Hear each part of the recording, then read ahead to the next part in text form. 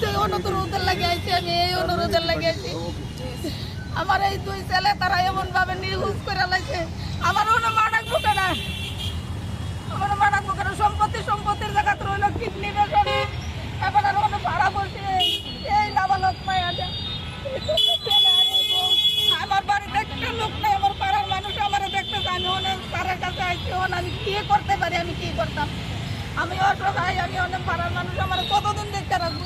তাহলে যে আপনি কমলপুর থানাতে মামলা করে কোনো মানে হয়তো বডি উদ্ধার করছে, আসামি ধরছে কয়েকজন, সঠিক বিচার পাইছেন না কমলপুর থানাতে? মালিককে ধরছে, আমি আপনাদের বলছি, সঠিক বিচার পাইছেননি? বিচার আমি কেমনে পাইলাম? ওখানে আমার কি জমিনের লাগে আমার ছেলে আড়াই লাগবে, আমার মা ডাকতো না, এটা কেমনে হলো? আপনার এই যে 2 বছর আগে যে ছেলেটা মারা গেছিল, হ্যাঁ